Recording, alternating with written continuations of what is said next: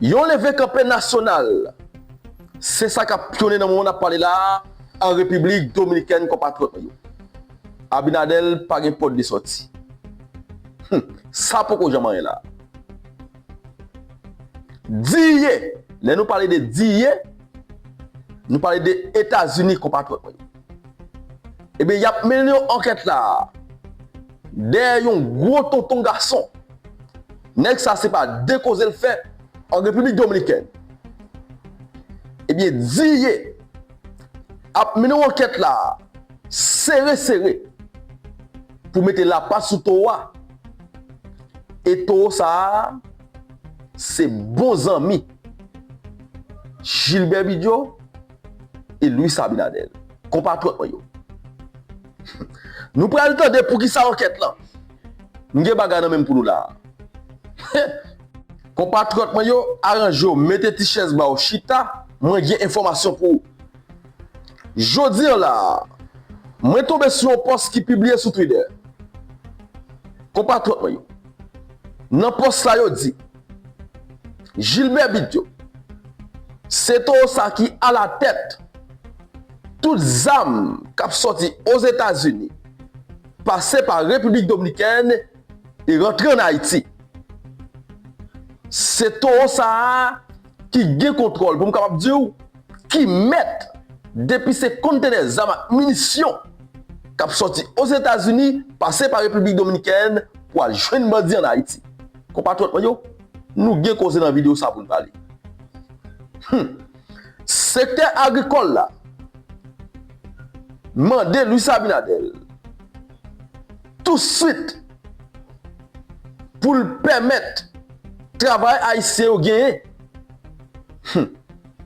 Ils ont permis de travail parce que ce secteur pas qu'à fonctionner sans haïtien. Eh bien, on a entendu comment journaliste dominicain ça a été dédoublé. Monsieur fâché ou mauvais. Yo dit ça, yo pas prendre le président dominicain. Yo dit normalement, faut qu'on leve campé national qui fait. Parce que c'est impossible pour passeport à utiliser, pour permis de conduire à utiliser, c'est d'où là qui a utilisé pour ces entreprises haïtiennes qui fait. Ça veut dire, bagay ça pas qu'à fait. Vous prenez pas qu'à sortir dans les haïtiens. Eh bien, monsieur yo mandé, yo leve campé nacional qui pour fait. On a le temps ensemble avec.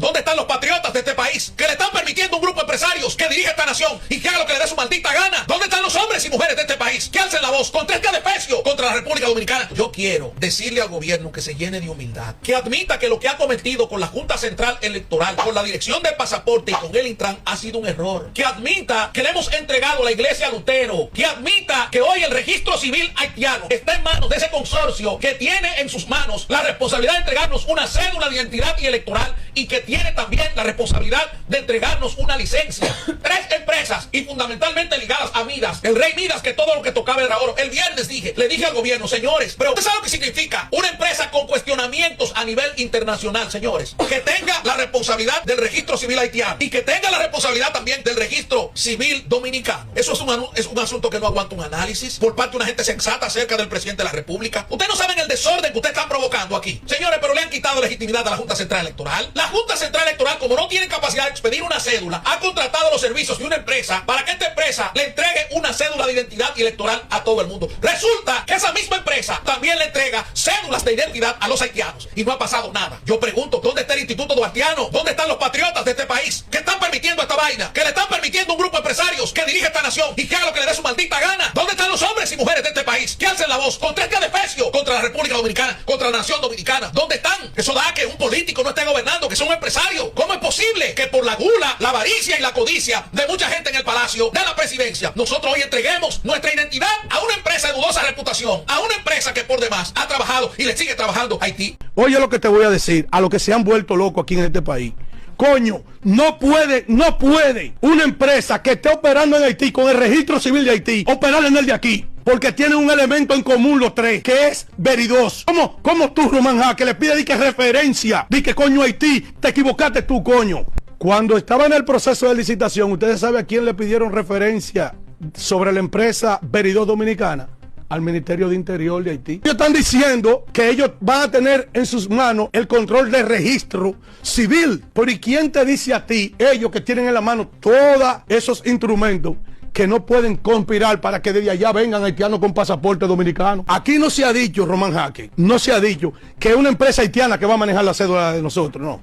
Aquí lo que se está diciendo es que a quien usted le ha otorgado el contrato, al consorcio que lo atrapó, el contrato, firmado por Román Jaque y los dueños del consorcio ENDOC, que ganaron la licitación de la Junta Central Electoral de la República Dominicana. Esa vaina no se puede permitir aquí. Que esa empresa que tiene sus manos metidas en Haití tenga sus manos metidas aquí en pasaporte, en la cédula ni en la licencia. Coño, por amor a Dios. Compatriotes, yo te partager information ça ensemble avec nous. Après enquête qui était fin faite, côté que yo joine entreprise qui a fait passeport dominicain, passeport haïtien, permis de conduire haïtien, permis de conduire dominicain et cédula dominicain, cédula haïtien, et bien une entreprise ça située en Haïti et dirigée, comprenez, ou bien administré par un haïtien qui c'est Gilbert Bidjo. Et bien dominicain ont mandé, comprenez, enragé là, yo mauvais, yo dédoublé, yo fâché, yo dit ça pas qu'à fait. Il dit impossible. Yo dit comme ça que nous pas qu'à quitter pour ce yon groupe, un propriétaire qui a dirigé le pays ça. Il dit impossible pour passeport qui a fonctionné ensemble avec là. Pour ce yon haïtien qui fait pour nous. Pour ce yon entreprise haïtien qui a fait permis de conduire pour nous. Li ça pas qu'à fait. États-Unis frappé puis la terre. Compatriotes yo rale chez vous, chita nous parle causer. États-Unis frappé. Diye, Guillaume enquête serré. La mené dans le moment de parler là. Et très serré. Des tonton ça qui relè Fabio, Augusto, Georges Poulas. Mais monsieur, information fait nous quoi? Monsieur ça c'est bons amis. Louis Sabinadel et Gilbert Bidjo. Compatriotes yo dit comme ça que Fabio par un côté pour m'école. Information fait nous quoi? 9 tonnes de cocaïne. Comprenez? Gros cargaison ça qui était fait dans le Caraïbe là, qui c'est une cargaison historique, c'est comme ça au terrain. Eh bien, monsieur qui était à la tête là, c'était Gilbert Bidjo. Eh bien, normalement, il faut connaître que c'est monsieur ça qui est le Fabio, Augusto George Poulas là, qui t'a essayé faire drogue ça passer République Dominicaine pour te atterrir dans le pays Belgique. Comment tu vas yo?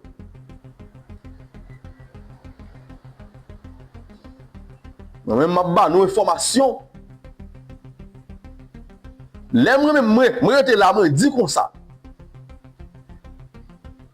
Information là circulé. Vous entendez? Journal ça la gueule. Journal ça la gueule. Ici la gueule, l'autre bord la gueule. Eh bien c'est parce que gon bagay ka bouilli dans mi-temps. Nous pas qu'à prendre pour jouette. Et ça fait, moi pas jamais prend Angel Martinez pour mon fou, là qu'il a parlé de causer ça. Là qu'il a informé nous bagay ça. Là qu'il a dénoncé Habibi, Gilbert Bidjo et autres. Moun sa yo pas bon moun compatriote yo. Eh bien normalement enquête là tellement serré là. Eh bien Fabio pas un côté pour mettre colle parce qu'il est en connaît depuis au prend, il est obligé by monsieur ça yo. C'est ça que fait. Habibi depuis le perdre pouvoir là. Mon chef pas caché vous, monsieur a bien bagay dans mail. Compatriote yo. Si nous pensons comprendre ça m'a dit c'est parole, montez sous lui à yo libre. Al gade, monsieur ça a tiré Fabio Augusto George pour la ça pour nous. Enquête d'hier a mené sur tout ça serré dans le monde à parler là. Monsieur c'est un ancien conseiller gouvernement dominicain. Ancien conseiller gouvernement dominicain. Fabio Augusto George.